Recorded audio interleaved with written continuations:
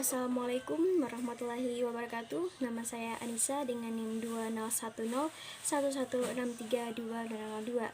Pada kesempatan kali ini saya akan membuat tugas video untuk ujian tengah semester yang ditugaskan oleh Ibu Dr. Nur Cahya MPD, di mana penugasannya adalah meringkas materi pembelajaran yang dibuat ke dalam bentuk scrapbook.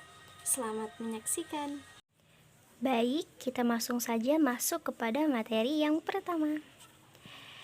Yang pertama, kita akan membahas yang namanya pengertian dari fonologi. Apa itu pengertian dari fonologi? Fonologi itu merupakan ilmu yang mempelajari tentang bunyi. Lalu, apakah semua bunyi itu bisa diklasifikasikan sebagai fonologi? Seperti bunyi klakson, kemudian bunyi siul, bunyi tepuk tangan. Apakah itu bisa termasuk ke dalam fonologi? Jawabannya adalah tidak. Kenapa? Karena salah satu kata kunci dari fonologi di sini adalah bunyi yang memiliki makna. Jadi tidak semua bunyi itu bisa diklarifikasikan atau dikatakan sebagai fonologi kalau ia tidak memiliki makna. Tetapi ketika suatu bunyi itu dapat memiliki makna, maka itu termasuk ke dalam fonologi. Nah, lalu kita masuk kepada ruang lingkup dari fonologi. Ruang lingkup dari fonologi ini terbagi atas 3, ada fonetik, ada fonemik, ada alofon. Fonetik itu adalah ilmu yang mempelajari tentang bunyi tanpa memperhatikan makna. Sedangkan fonemik itu kebalikannya, yaitu adalah ilmu yang mempelajari bunyi dengan memperhatikan makna. Sedangkan alofon itu merupakan variasi dari bunyi. Nah, materi selanjutnya kita akan membahas tentang bagaimana kaitan fonologi dengan ilmu-ilmu lain. Di sini ada mikro dan juga ada makro. Jika yang berwarna hijau berarti mikro, jika yang berwarna pink berarti makro. Nah, pertama kita akan membahas antara bagaimana kaitan fonologi dengan ilmu-ilmu lain, yaitu dengan ilmu-ilmu mikro. Di sini ada morfologi, ada sintaksis, wacana, semantik, dan juga pragmatik. Apa kaitannya antara fonologi dengan ilmu-ilmu ini? Nah, tadi sudah dijelaskan bahwa fonologi itu merupakan ilmu yang mempelajari tentang bunyi, di mana bunyi itu tersusun atas vokal dan juga konsonan. Ketika vokal dan konsonan ini disusun, maka akan membentuk sebuah kata, di mana kata itu merupakan objek kajian dari morfologi. Ketika beberapa kata digabungkan, maka akan membentuk sebuah kalimat, di mana kalimat itu merupakan objek kajian dari sintaksis. Lalu, ketika beberapa kalimat digabungkan, maka akan membentuk yang namanya wacana, di mana di dalam wacana itu akan terdapat yang namanya semantik dan juga pragmatik. Jadi dapat disimpulkan bahwa kaitannya fonologi dengan ilmu-ilmu dari mikro ini adalah fonologi ini merupakan dasar, karena jika fonologi tidak ada maka ilmu-ilmu lain juga tidak ada. Kemudian bagaimana kaitannya antara fonologi dengan yang namanya ilmu makro atau ilmunya yang dari luar. Yang pertama itu adalah psikolinguistik. Kajian psikolinguistik itu juga banyak meminta bantuan dari kajian fonologi. Sewaktu membicarakan perkembangan perolehan bunyi-bunyi bahasa oleh kanak-kanak, tentu memerlukan bantuan dari fonologi gitu. Nah, misalnya, mengapa bunyi-bunyi bilabial itu lebih dahulu diperoleh oleh kanak-kanak daripada bunyi dental atau bunyi palatal? Nah, contoh bunyi bilabial itu seperti apa? Contohnya B, P, M, contohnya pada kata mama, papa. Nah, daripada memperoleh kata-kata seperti huruf bunyi T, bunyi D, bunyi N, dan lain sebagainya. Tentu itu berkaitan dengan yang namanya fonologi, yaitu bagaimana pemolehan bunyi itu. Kemudian, bagaimana kaitan fonologi dengan sosiolinguistik? Nah, kajian sosiolinguistik juga memanfaatkan hasil kajian fonologi dalam hal variasi-variasi bunyi. Jadi sosiolinguistik ini lebih berkaitan kepada bagaimana pemakaian bunyi itu di dalam masyarakat tertentu. Nah, contohnya nih pada misalkan suku Betawi. Suku Betawi itu biasanya mereka mengucapkan kata apa itu menjadi ape. Nah, disitu tentunya berkaitan dengan bunyi. Jadi bunyinya berbeda antara apa dan juga ape. Kemudian kajian dari dialektologi sebenarnya hampir mirip dengan sosiolinguistik, yaitu berkaitan juga dengan pemakaian bunyi bahasa itu di dalam masyarakat. Nih, jadi kajian dialektologi juga berusaha untuk memetakan dialek-dialek dari suatu bahasa. Juga sangat membutuhkan hasil kajian fonologi. Kenapa? Karena penentuan dialek dari suatu bahasa didasarkan pada perbedaan-perbedaan bunyi dari bentuk-bentuk kata yang sama. Seperti tadi, ada yang mengucapkan apa, tetapi kalau dalam suku Betawi itu biasanya mengucapkan dengan kata ape. Materi selanjutnya kita akan membahas yang namanya jenis-jenis fonetik. Nah, jenis-jenis fonetik ini terbagi atas 3 macam.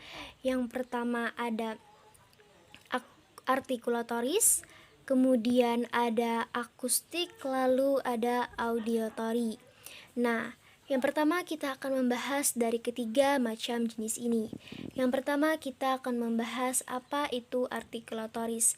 Artikulatoris itu merupakan bagaimana alat-alat ucap manusia itu memproduksi bunyi bahasa.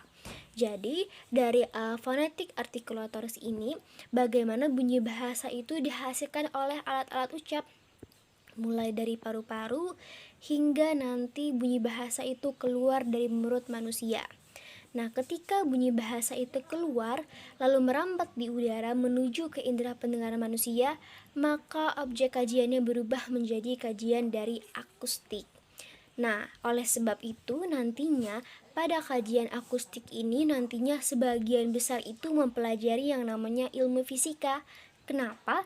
Karena di dalam ilmu akustik ini nantinya akan banyak membicarakan tentang bagaimana intensitasnya, bagaimana kecepatan ia merambat di udara, bagaimana gelombangnya, sehingga pada jenis akustik ini nantinya lebih mengarah kepada kajian fisika. Lalu, ketika bunyi udara tadi merambat di udara menuju ke indera pendengar manusia, ketika bunyi tersebut telah dapat diterima lalu didengar dan dipahami oleh manusia, maka objek kajiannya akan berubah menjadi objek kajian audiotori. Nah, kalau jenis akustik tadi lebih banyak mempelajari tentang ilmu fisika, kalau audiotori ini nantinya akan banyak mempelajari atau membicarakan tentang yang namanya ilmu kedokteran, khususnya pada kajian neurologi. Nah, kenapa? Karena kalau kita berbicara bagaimana manusia itu bisa menerima rambatan bunyi tadi, tentu yang dipertanyakan adalah bagaimana struktur dan fungsi telinga itu bekerja. Sehingga sebagian besar dari fonetik audiotori ini nantinya akan mempelajari yang namanya kajian neurologi. Kalau kita bandingkan nih antara ketiga jenis ini, mana nih kira-kira yang paling linguistik atau yang paling berkaitan dengan yang namanya ilmu linguistik? Nah, ketika itu pertanyaan seperti itu, maka jawabannya yang paling linguistik itu adalah pada jenis artikulatoris. Kenapa? Karena pada bagian artikulatoris ini berkaitan dengan bagaimana bunyi bahasa itu diproduksi atau dihasilkan gitu. Walaupun baik itu akustik maupun audiotori juga sama-sama berkaitan, tetapi mungkin dari segi artikulatoris itu jauh lebih berkenaan lagi. Karena ketika bunyi bahasa itu keluar dari mulut manusia, nantinya akan berkaitan yang namanya unsur suprasegmental yang berkaitan tentang nada, jeda, tekanan dan juga durasi. Materi selanjutnya kita akan membahas yang namanya transkripsi fonetik. Apa itu transkripsi fonetik? Jadi transkripsi fonetik itu merupakan penulisan bunyi-bunyi bahasa secara akurat dan tepat menggunakan tulisan atau huruf fonetis. Nah, sebenarnya transkripsi ini bukan untuk membedakan makna, tetapi untuk menuliskan bunyi yang didengar secara apa adanya. Jadi kita itu mentranskripsikan atau menuliskan bunyi itu sesuai dengan apa yang kita dengar. Itulah yang disebut dengan transkripsi fonetik. Baik, di sini itu sudah ada tertera yang namanya ada dari vokal, ada juga konsonan. Nih, untuk contoh vokalnya di sini dari A, E, I, O, dan U. Nah, pertama-tama kita akan membahas dulu dari segi vokalnya. Nah, untuk A di sini itu ketika ditranskripsikan tidak ada perubahan. Jadi A itu tetap biasa saja, contoh pada kata akar. Nah, tetap ditranskripsikan dengan kata akar biasa saja. Kemudian ada E. E ini terbagi atas 3 nih. Ada E biasa, ada E terbalik, kemudian ada E tanda 3 terbalik. Nah, lalu bagaimana nih cara membedakan antar ketiganya? Cara membedakannya adalah dengan cara melihat apakah ia berada pada silabel terbuka atau pada silabel tertutup. Lalu bagaimana lagi nih cara membedakan antara ia berada di silabel terbuka atau silabel tertutup? Nah, caranya adalah dengan memisahkan suku kata. Nah, jadi dipisahkan nih. Nah, contohnya nih pada kata eja, eja. Nah, E di sini ia tidak tertahan oleh konsonan selanjutnya, sehingga ia termasuk ke dalam silabel terbuka. Eja, gitu. Kemudian untuk E terbalik, ini contohnya pada kata selamat, selamat. Ketika kita pisahkan suku katanya jadi selamat. Nah, E di sini itu termasuk ke dalam silabel tertutup karena ia tertahan oleh huruf konsonan atau bunyi L sesudahnya. Gitu. Kemudian ada E dengan tanda 3 terbalik, itu contohnya pada kata monyet. Monyet. Nah, akhirnya ia termasuk ke dalam silabel tertutup. Kenapa? Karena E di sini itu tertahan oleh bunyi konsonan selanjutnya yaitu bunyi T. Kemudian bunyi I itu juga terbagi atas 2, ada I kecil, ada I besar. I kecil ini termasuk ke dalam silabel terbuka. Contohnya nih pada kata ini. Ini. I di sini tidak tertahan oleh konsonan selanjutnya. Jadi ia termasuk ke dalam silabel terbuka. Kemudian ada I besar, itu contohnya pada kata batin. Batin. I di sini termasuk ke dalam silabel tertutup. Kenapa? Karena ia tertahan oleh huruf konsonan selanjutnya, yaitu huruf N. Kemudian huruf U. U di sini terbagi atas 2 juga. Ada U yang berada silabel terbuka, ada U yang berada silabel tertutup. Contohnya nih pada kata toko. Toko. Huruf U di sini, huruf O di sini itu tidak tertahan oleh konsonan selanjutnya sehingga ia termasuk ke dalam silabel terbuka. Kemudian ada huruf O juga ini itu contohnya pada kata tokoh. Tokoh. Huruf O di sini itu tertahan oleh konsonan selanjutnya yaitu huruf H sehingga ia termasuk ke dalam silabel tertutup. Kemudian ada U juga, ada U kecil, ada U besar. U kecil ini contohnya pada kata buat. Buat, ia termasuk ke dalam silabel terbuka karena U di sini itu tidak tertahan oleh konsonan selanjutnya. Coba kita pisahkan suku katanya buat. Jadi termasuk ke dalam silabel terbuka karena ia tidak ada huruf konsonan sesudahnya yang menahan. Kemudian ada U besar. U besar ini contohnya pada kata buta. Buta. Nah, ia tertahan oleh huruf konsonan T di sini sehingga ia termasuk ke dalam silabel tertutup. Kemudian baru konsonan. Konsonan ini untuk B itu biasa saja, tidak ada perubahan. Itu contohnya pada kata beda. Beda. Tetapi B di sini akan menjadi P tertutup ketika ia berada di akhir. Contohnya nih pada kata adab. Adab. Sehingga di situ B akan berubah menjadi P tertutup karena ia menjadi koda. Kemudian C ditulis biasa saja, itu contohnya pada kata cakar. Cakar. Lalu D. D ini juga ditulis seperti contohnya pada kata dakar. Dakar. Tetapi D akan menjadi T tertutup ketika ia berada di akhir. Contohnya pada kata akad. Akad. Nah, hal itu terjadi karena D di situ menjadi koda. Kemudian ada F, contohnya pada kata fungsi. Ditranskripsikan menjadi fungsi. Kemudian ada G, gunung. Contohnya ditranskripsikan menjadi gunung. Kemudian huruf pada bunyi H. Contohnya pada huruf. Lalu ada J. Contohnya pada kata jeda. Jeda. Kemudian K ditulis biasa juga seperti kekar. Kemudian di sini tanda tanya di sini juga merupakan tanda K, tetapi K di sini adalah K yang hamzah gitu. Jadi ada K yang pantulan. Contohnya pada kata kakak, kakak. Jadi di akhir itu seperti tidak ada K di situ terdengar seperti samar-samar, tetapi tetap ada seperti bunyi pantul. Jadi kakak, kakak gitu. Kemudian ada L, laskar. Contohnya pada kata laskar. Kemudian ada M, makan, makan. Lalu N, nano, nano. Lalu di sini bunyi eng, ini digunakan pada satu lambang saja. Eng di sini. Jadi contohnya pada kata nguping, nguping.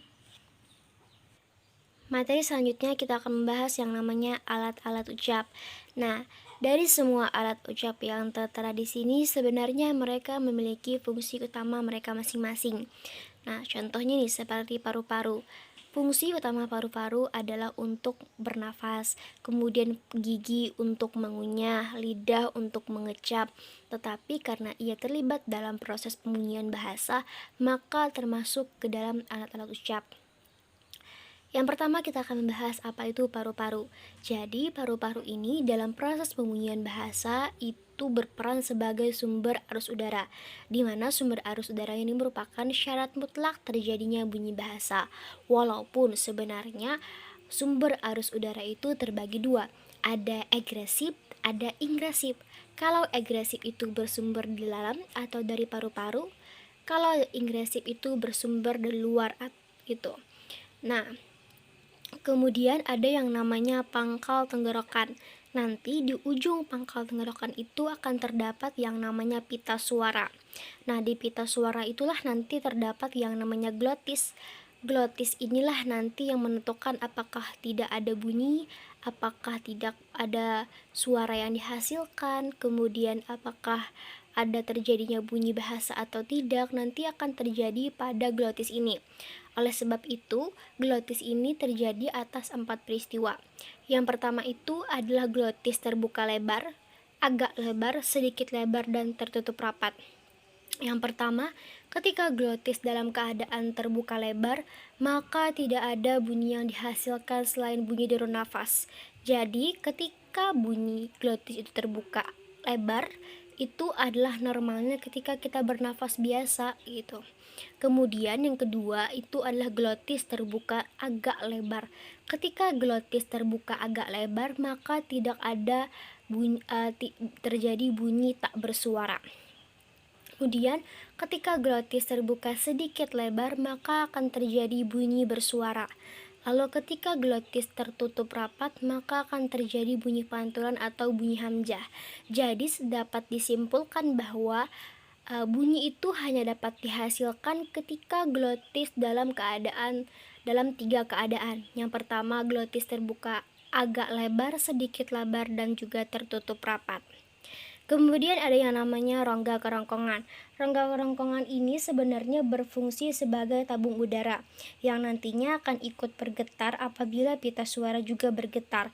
Biasanya nih dari rongga kerongkongan inilah akan terjadi atau menghasilkan bunyi yang disebut dengan bunyi faringal. Kemudian ada langit-langit lunak.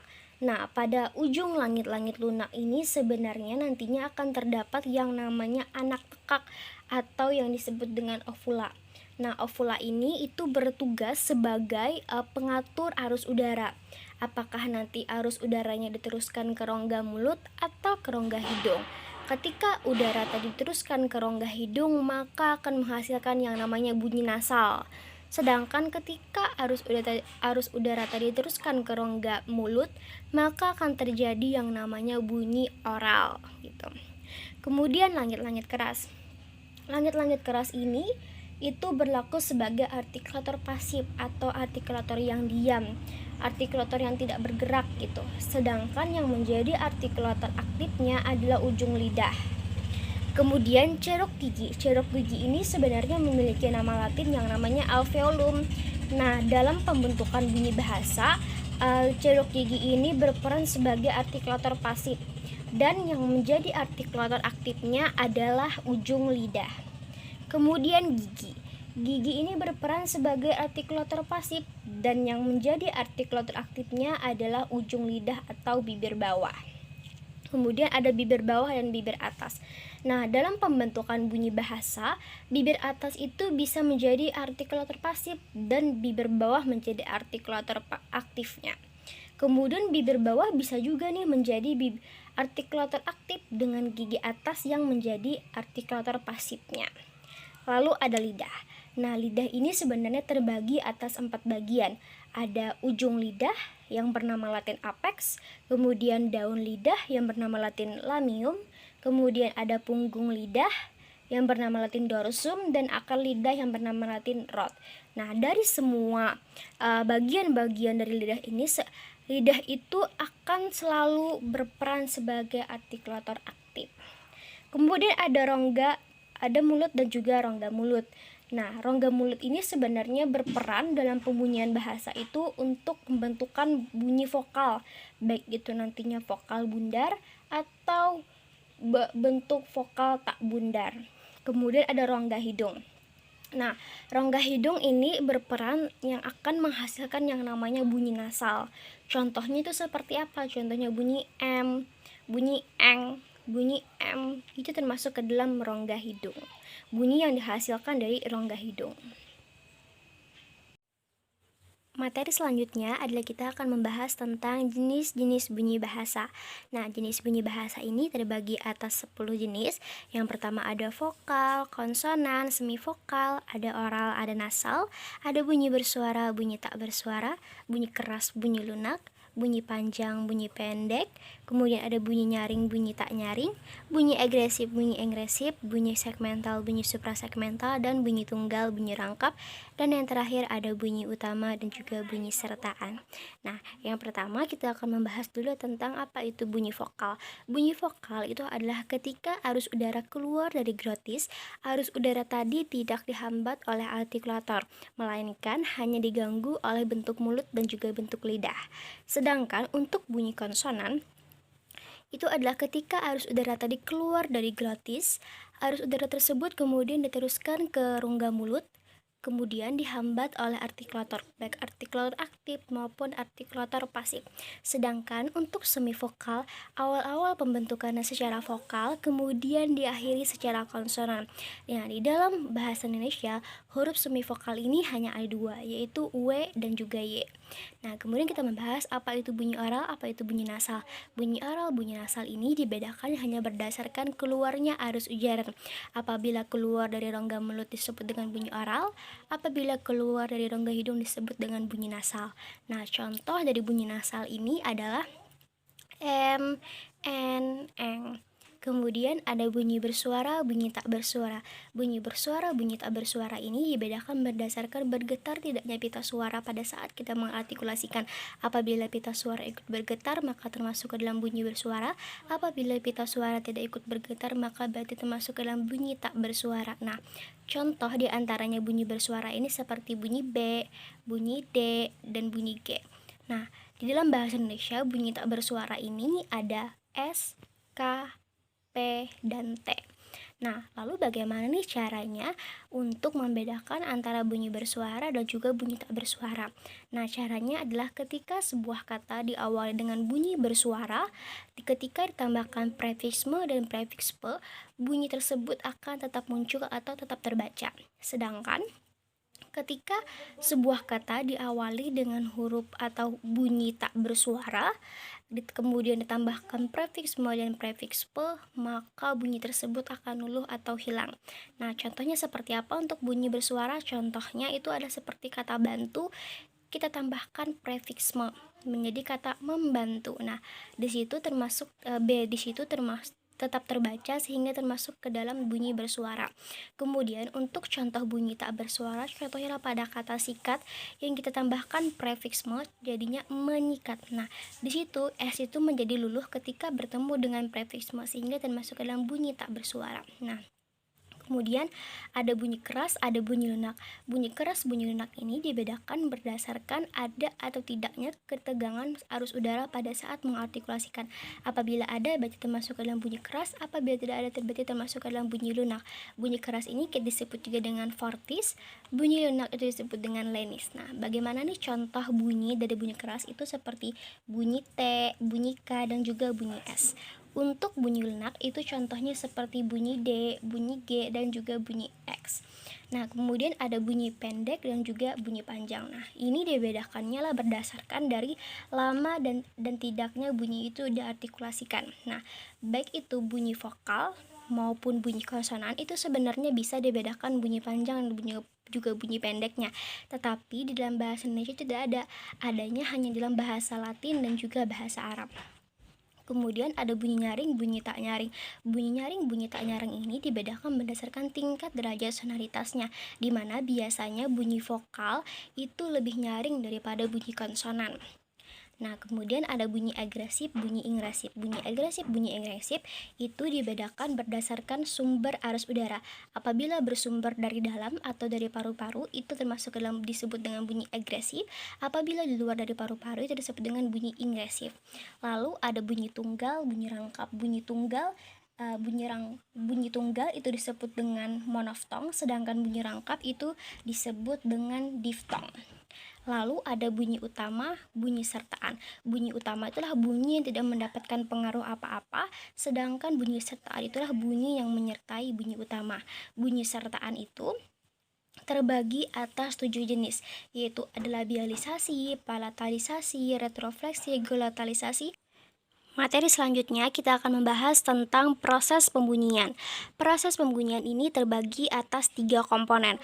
Komponen yang pertama itu adalah komponen subglotal. Komponen subglotal ini terkadang disebut juga sebagai komponen sistem pernapasan. Kenapa? Karena ia terdiri dari paru-paru kiri dan kanan, saluran bronkolia, dan juga saluran pernafasan, di mana fungsi utama dari komponen subglotal ini adalah memberikan arus udara sebagai syarat mutlak terjadinya bunyi bahasa. Kemudian pada komponen yang kedua itu ada komponen laring. Nah, pada komponen laring inilah awal terjadinya bunyi bahasa. Apakah nanti glotisnya terbuka lebar, agak lebar, sedikit lebar, atau tertutup rapat, atau apakah arus udaranya berasal dari pulmonik, glotalik, atau velarik. Nah, kalau berasal dari pulmonik, yaitu berasal dari paru-paru. Kalau glotalik itu berasal dari rongga faring. Kalau velarik itu berasal dari gerakan-gerakan kecil di belakang rongga mulut. Tetapi kebanyakan biasanya bunyi itu berasal dari arus udara pulmonik, yaitu berasal dari paru-paru. Kemudian komponen yang ketiga atau komponen yang terakhir itu adalah komponen supraglotal. Komponen supraglotal ini merupakan alat-alat ucap yang berada di dalam rongga mulut maupun rongga hidung, baik yang menjadi artikulator aktif maupun menjadi artikulator pasif. Kemudian kita membahas materi tentang silabel. Silabel atau suku kata itu merupakan satuan ritmis terkecil di dalam suatu ujaran, di mana silabel ini memiliki puncak kenyaringan yang jatuh pada bunyi vokal. Contohnya pada kata dan. Nah, bunyi vokal di tengah A ini merupakan puncak kenyaringan dari kata dan ini gitu. Karena ia termasuk ke dalam bunyi vokal, sedangkan D dan N merupakan bunyi konsonan.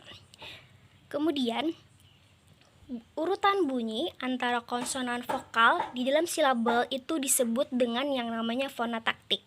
Nah, huruf konsonan yang berada sebelum bunyi vokal itu disebut dengan onset, sedangkan huruf konsonan yang berada sesudah bunyi vokal itu disebut dengan koda, sedangkan bunyi vokal itu sendiri disebut juga dengan nuklus. Materi selanjutnya kita akan membahas yang namanya unsur suprasegmental. Apa itu unsur suprasegmental? Unsur suprasegmental itu merupakan unsur yang bekerja pada saat segmen itu diproduksi. Nah, unsur suprasegmental ini terbagi atas 4 macam. Ada tekanan, nada, jeda, dan juga durasi. Yang pertama kita akan membahas dulu apa itu tekanan. Tekanan itu berkaitan dengan keras lunaknya suatu bunyi. Jadi, apabila pada saat kita mengartikulasikan suatu bunyi dengan arus udara yang keras, maka amplitudo itu akan melebar sehingga akan dibarengi dengan tekanan yang keras pula. Begitupun sebaliknya. Nah, sebenarnya di dalam bahasa Indonesia, tekanan ini tidak berperan pada tataran fonemis, melainkan hanya berperan pada tataran sintaksis. Kenapa? Karena ketika suatu kalimat itu diberikan tekanan, maka dapat memberikan atau membedakan makna. Nah, contohnya nih pada kalimat dia menangkap ayam itu.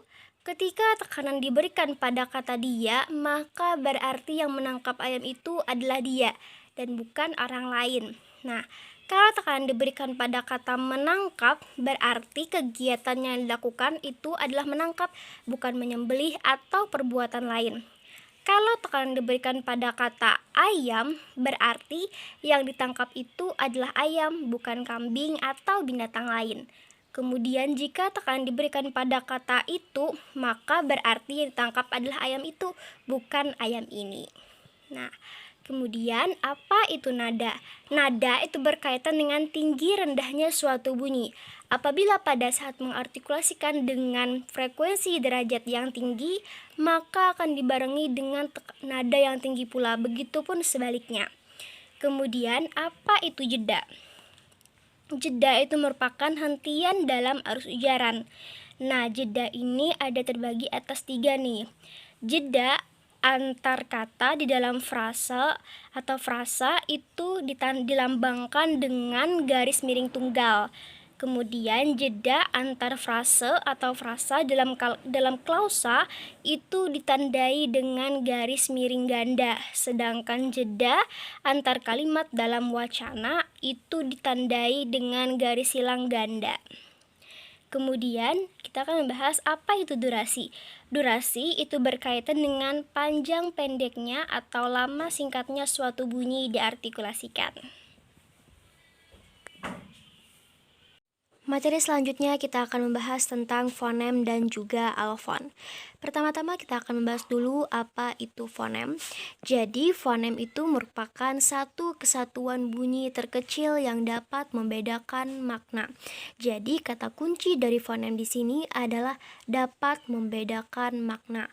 Lalu bagaimana caranya untuk membedakan makna? Caranya adalah dengan menggunakan pasangan minimal. Contohnya seperti yang ada di samping ini, antara paku dan juga baku. Mereka sama-sama memiliki 4 huruf, tetapi berbedanya hanya terletak pada huruf P dan juga huruf B di awal-awal. Lalu, bagaimana cara kita membuktikan bahwa P dan B ini merupakan sebuah fonem? Caranya adalah dengan cara kita pertukarkan. Jika P kita ganti menjadi B, maka akan berubah menjadi baku. Ketika B kita ubah menjadi P, maka akan berubah menjadi paku. Itu artinya ketika dipertukarkan antara B dan juga P ini dapat membedakan makna. Berarti B dan P termasuk ke dalam fonem.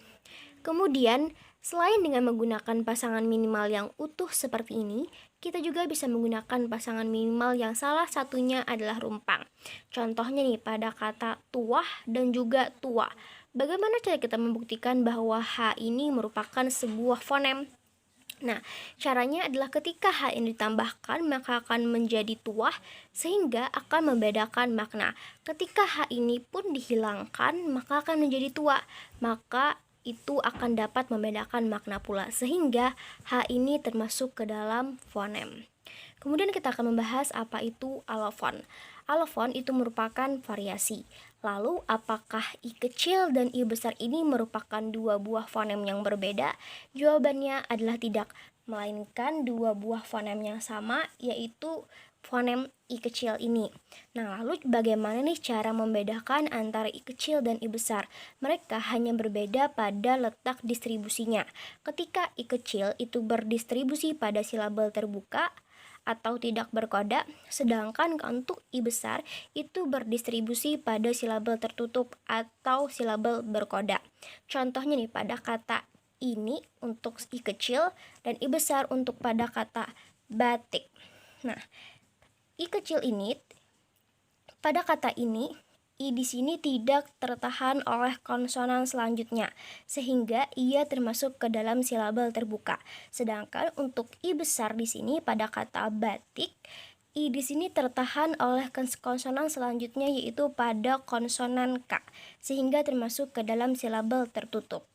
Nah, hal ini juga terjadi pada U kecil dan juga U besar ketika U kecil ini berdistribusi pada silabel terbuka atau silabel tidak berkoda, sedangkan untuk I besar itu berdistribusi pada silabel tertutup atau silabel berkoda.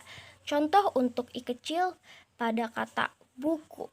Huruf U di sini tidak tertahan oleh konsonan selanjutnya, sehingga termasuk ke dalam silabel terbuka. Sedangkan untuk U besar di sini, pada kata akur, U di sini tertahan oleh konsonan selanjutnya yaitu pada konsonan R, sehingga termasuk ke dalam silabel tertutup. Materi selanjutnya adalah kita akan membahas tentang gugus fonem dan juga deret fonem. Sebenarnya gugus fonem dan juga deret fonem ini sama-sama dua buah fonem yang berbeda.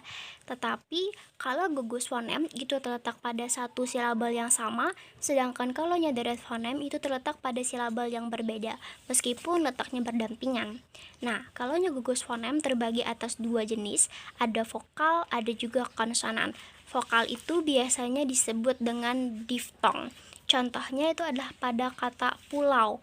Nah, au di sini terletak pada satu silabel yang sama. Contohnya ada kalau kita pisah silabelnya itu adalah pu dan juga lau. Jadi au di sini satu silabel yang sama sehingga termasuk ke dalam gugus fonem. Kemudian untuk konsonan itu biasanya disebut dengan klaster. Contohnya pada kata drama. Kalau kita pisahkan silabelnya itu adalah dra dan juga ma. Maka drama ini termasuk terletak pada satu silabel yang sama sehingga ia termasuk ke dalam gugus fonem.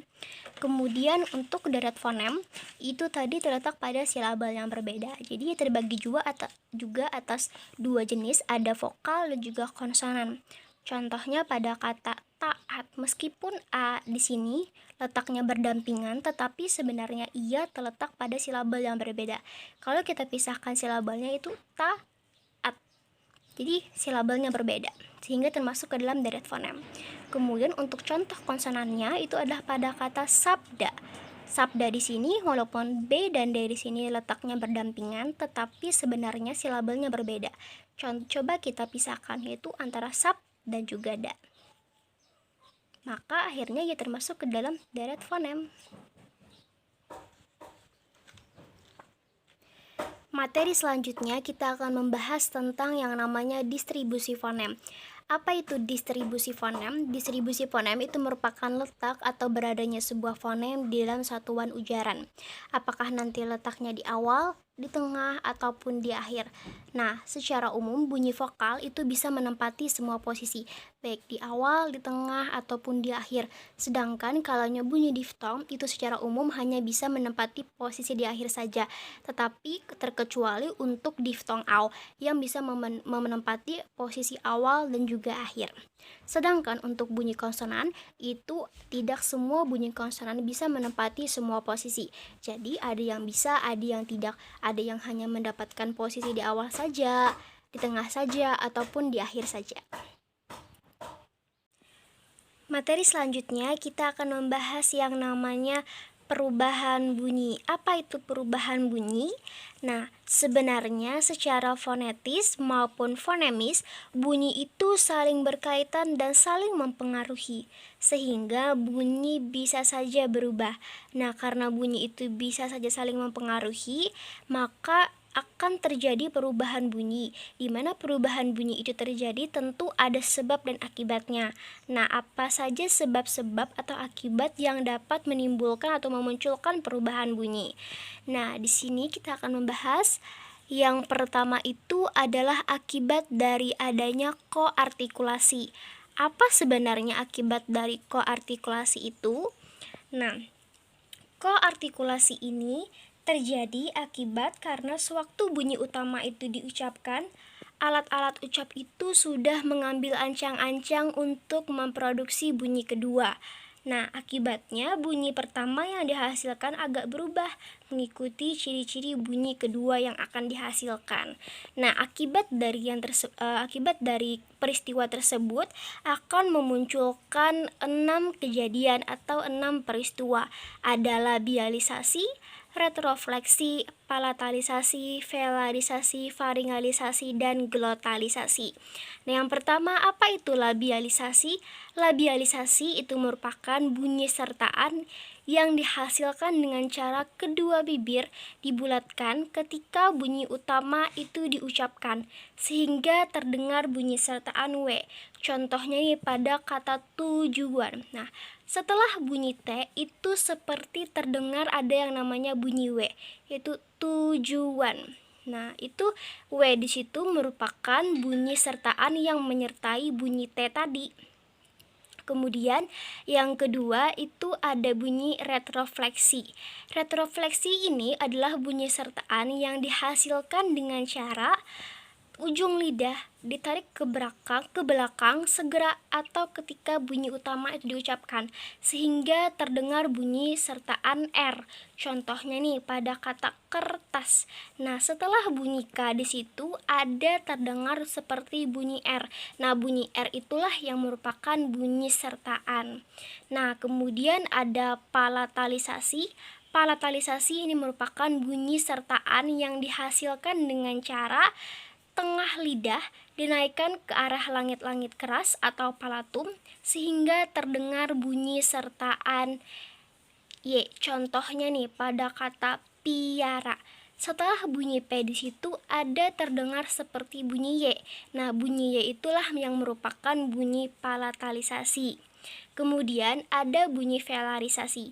Bunyi velarisasi itu merupakan bunyi sertaan yang dihasilkan dengan cara lidah dinaikkan ke arah langit-langit lunak atau velum sehingga terdengar bunyi sertaan X. Contohnya nih pada kata makhluk. Nah, setelah bunyi M di situ seperti terdengar bunyi X. Nah, itulah yang dimaksud dengan bunyi velarisasi. Kemudian ada bunyi faringalisasi. Bunyi faringalisasi ini contohnya seperti bunyi M, bunyi eng. Nah, itu merupakan bunyi faringalisasi. Kemudian ada bunyi glotalisasi, itu adalah bunyi sertaan yang dihasilkan dengan cara glotis itu ditutup setelah bunyi utama itu diucapkan, sehingga terdengar bunyi sertaan tanda tanya. Nah, contohnya nih pada kata akan. Setelah bunyi A itu seperti terdengar bunyi jeda, akan. Nah, seperti itu. Kemudian yang kedua itu ada akibat dari pengaruh bunyi lingkungan. Sebenarnya apa sih maksudnya dari pengaruh bunyi lingkungan itu? Nah, maksudnya itu adalah pengaruh bunyi yang berada sebelum dan sesudah bunyi utama. Nah, ketika kita berbicara sebelum dan sesudah, berarti terdapat 2 poin di situ. Ada sebelum dan juga ada sesudah. Nah, sehingga di sini ada terbagi menjadi 2. Ada asimilasi, ada disimilasi.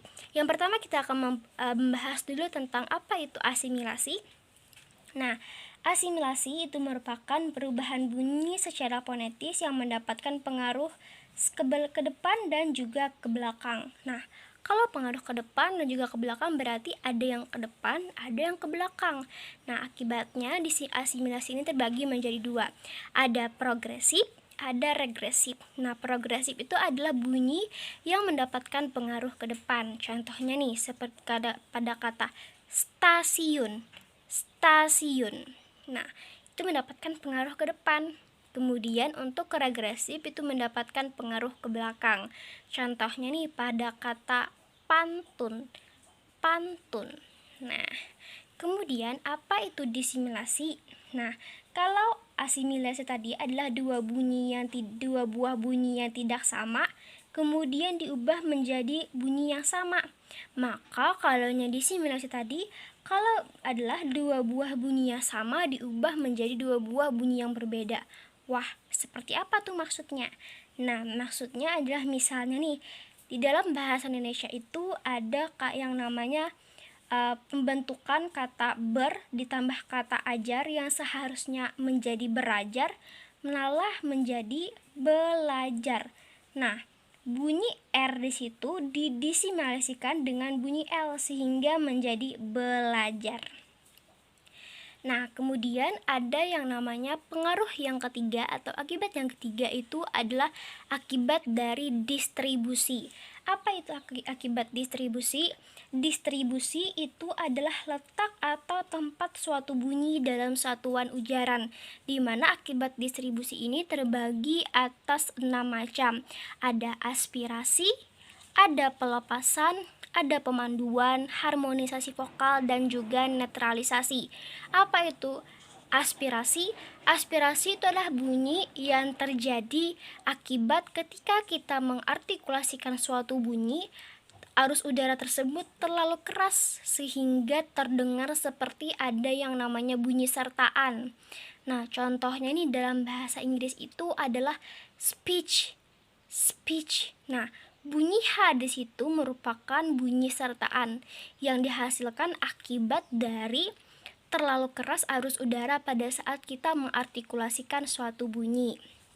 Nah, kemudian yang kedua itu ada yang namanya pelepasan. Pelepasan itu maksudnya adalah pengucapan bunyi hambat letup tanpa hambatan atau tanpa letupan. Jadi sebenarnya bunyi itu termasuk ke dalam bunyi hambat letup, tetapi ketika diujarkan itu tidak lagi menjadi hambat letup. Nah, contohnya seperti kata apa? Contohnya seperti terdapat pada kata tatap muka. Tatap muka. Nah, bunyi P di situ sebenarnya merupakan bunyi hambat letup, tetapi ia tidak lagi dibunyikan sebagai hambat letup.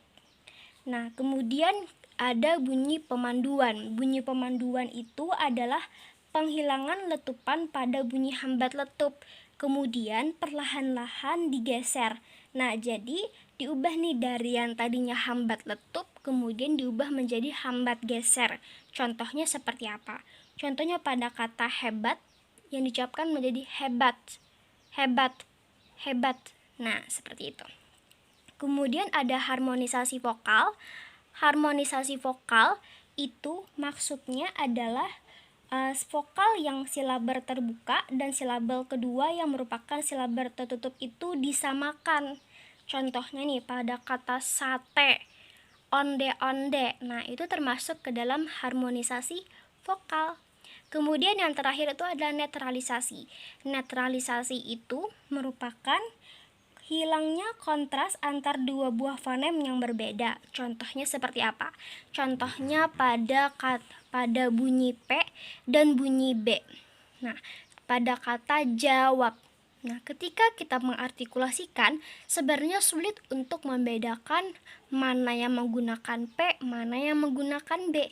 Tetapi hal tersebut dapat terlihat perbedaannya atau terdengar perbedaannya ketika kita tambahkan sufiks an di akhirnya. Berarti kalau menggunakan P berarti jawaban, kalau menggunakan B berarti jawaban. Nah, seperti itu.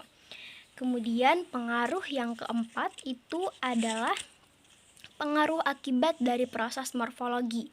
Apa itu akibat dari proses morfologi? Nah, ini proses morfologi ini terbagi atas 5 peristiwa. Ada pemunculan, pelepasan, peluluhan, pergeseran, dan juga perubahan. Apa itu pemunculan? Pemunculan itu merupakan hadirnya sebuah fonem dari yang tadinya tidak ada menjadi ada. Wah, seperti apa tuh? Contohnya nih, pada prefiksme yang ditambahkan dengan kata bina akan menjadi sebuah kata membina. Nah, huruf M di situ merupakan pemunculan. Nah, itulah yang dinamakan pemunculan. Nah, dalam pemunculan ini juga nantinya ada yang namanya pelancar.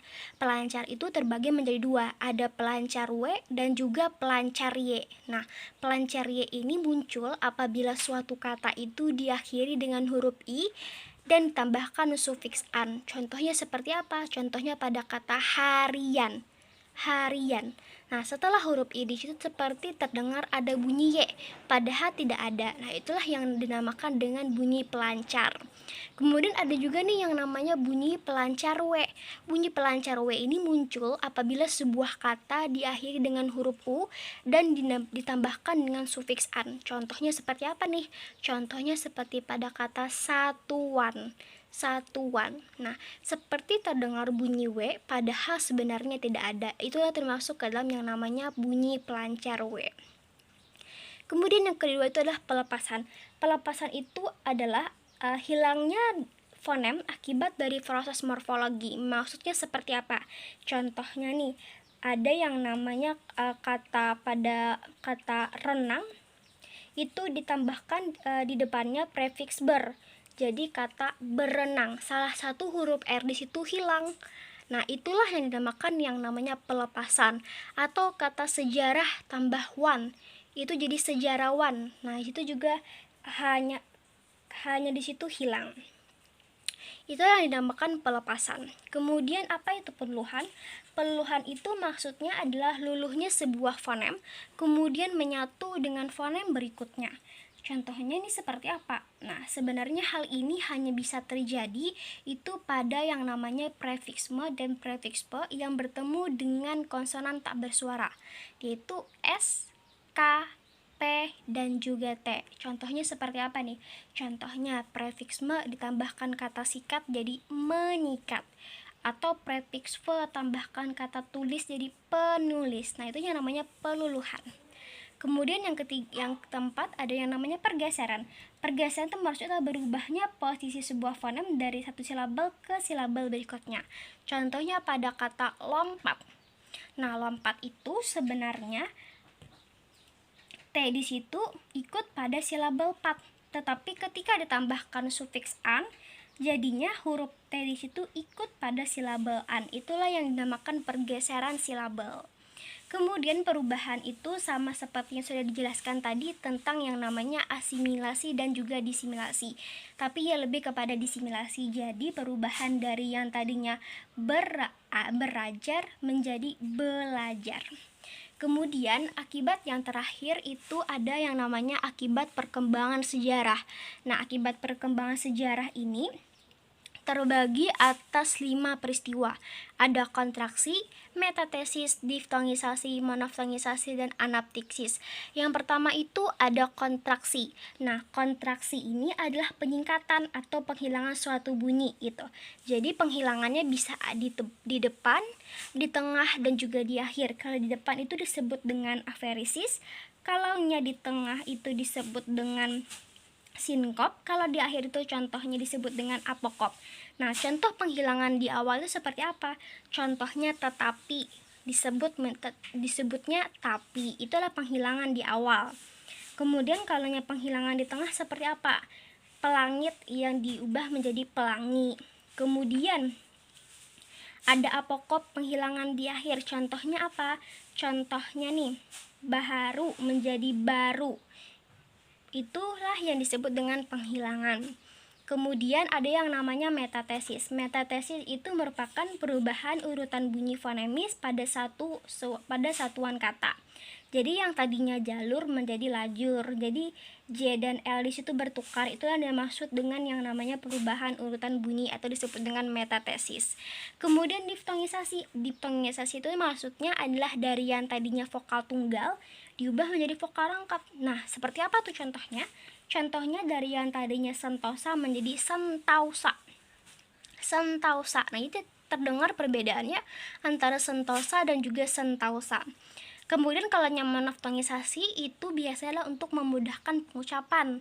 Biasanya dalam bahasa Indonesia itu seringkali kata ramai itu diucapkan menjadi rame, atau kalau diucapkan menjadi kalau, itu merupakan monoftongisasi. Jadi adalah pemudahan atau memudahkan pengucapan dalam kehidupan sehari-hari, ini sering sekali terjadi. Kemudian ada anaptiksis. Ada anaptiksis ini maksudnya adalah penambahan bunyi. Nah, kalaunya kontraksi tadi penghilangan bunyi, kalaunya anaptiksis ini merupakan penambahan, baik itu penambahan di awal, di tengah, ataupun di akhir. Kalaunya di awal namanya protesis, kalaunya di tengah namanya epentesis, kalaunya di akhir namanya paragok. Contoh di awal seperti apa? Emas menjadi emas. Nah, di situ merupakan penambahan di awal. Kemudian kalaunya di tengah seperti apa? Contohnya pada kata kapak menjadi kata kampak. Nah, M di situ merupakan penambahan di tengah. Kemudian ada paragok, ada proses penambahan bunyi di akhir. Nah, akhir jadi contohnya seperti apa? Dari yang tadinya adik menjadi adik. Nah, K di situ merupakan penambahan di akhir. Nah, materi selanjutnya kita akan membahas tentang yang namanya grafem dan juga fonem. Nah, apakah bedanya antara grafem dan juga fonem? Ketika kita berbicara tentang grafem, maka kita berbicara tentang yang namanya huruf. Sedangkan ketika kita berbicara tentang fonem, itu artinya kita berbicara yang namanya bunyi. Jadi kalaunya grafem itu huruf, kalaunya fonem itu bunyi. Nah, contohnya pada kata kursi. Kursi itu memiliki 5 grafem dan juga memiliki 5 fonem. Ini berarti anggap saja 1:1 antara grafem dan juga fonem. Tetapi tidak semua kata itu antara grafem dan juga fonemnya memiliki perbandingan yang sama. Bisa jadi ia bisa berbeda. Contohnya nih, pada kata ladang. Pada kata ladang ini memiliki 6 grafem, sedangkan fonemnya hanya ada 5. Kenapa? Karena kalaunya grafem, kita dalam bahasa Indonesia menggunakan EYD, yaitu setiap kata atau setiap huruf itu diwakili oleh satu bunyi. Sedangkan kalaunya fonemnya ini, huruf eng di sini diwakili oleh hanya satu huruf saja, sehingga fonemnya hanya ada 5, sedangkan kalau grafemnya ada 6. Materi yang terakhir itu kita akan berbicara tentang permasalahan di bidang fonologi. Nah, apa itu kesalahan atau permasalahan bidang fonologi? Yaitu kesalahan berbahasa adalah pemakaian bentuk tuturan yang tidak diinginkan. Kenapa kita di sini disebut sebagai tuturan? Karena kita di sini berfokus pada permasalahan yang terjadi dalam fonologi, yaitu yang lebih kepada penuturannya. Nah, di mana ruang lingkup dari kesalahannya itu ada 4 macam. Ada perubahan pengucapan fonem, ada penghilangan fonem, kemudian ada penambahan fonem, dan juga ada perubahan bunyi diftong menjadi bunyi tunggal. Untuk contoh perubahan pengucapan, itu contohnya adalah terkadang kita kebanyakan mengucapkan adalah pinjam, yang seharusnya adalah diucapkan dengan pinjam. Fonem A di sini diubah menjadi fonem E. Kemudian untuk contoh penghilangan fonem itu contohnya pada kata pahit yang seharusnya kita ucapkan adalah pahit itu, dimana terjadi penghilangan huruf H di kata ini. Kemudian yang ketiga itu adalah penambahan fonem. Itu contohnya pada kata gaji yang seharusnya diucapkan adalah gaji. Di sini terdapat penambahan huruf H di akhirannya seharusnya tidak ada. Kemudian yang terakhir adalah perubahan bunyi diftong menjadi bunyi tunggal. Di sini diucapkan adalah biasanya orang-orang mengucapkan adalah pantai yang seharusnya adalah pantai. Diftong I di sini diubah menjadi fonem E. Disitulah terjadinya kesalahan dalam berbahasa. Demikian video yang dapat saya sampaikan. Saya ucapkan terima kasih. Wassalamualaikum warahmatullahi wabarakatuh.